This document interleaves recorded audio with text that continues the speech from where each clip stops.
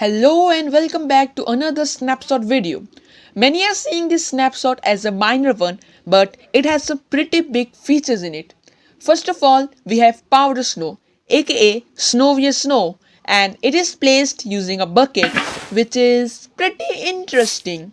In survival, when you stand on this block, the screen slowly zooms towards the center and frost starts covering the screen slowly.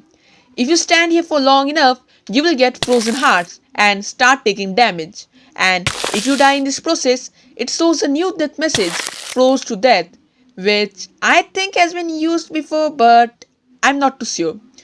Now, if you get out of this block, you won't just get rid of the cold, it will slowly fade out.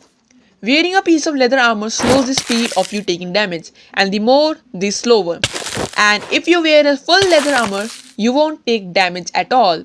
But it doesn't seem like so.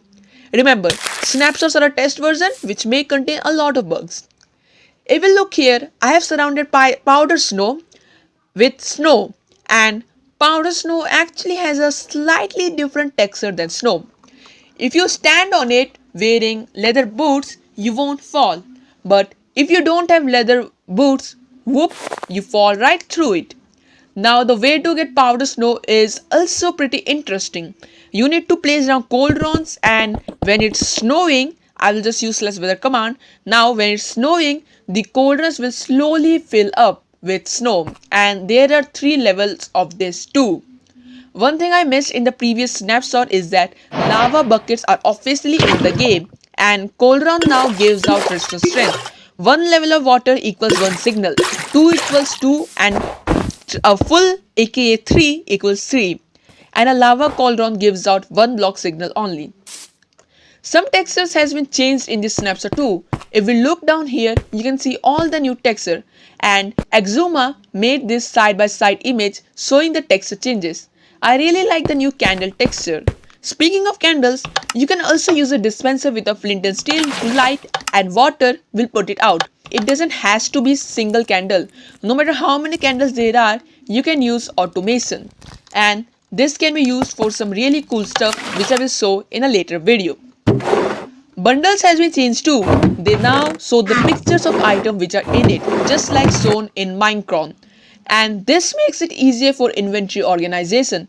And fun fact, you can put bundles in a circle box since bundle can only hold a stack of items. I believe it's not OP, which is great.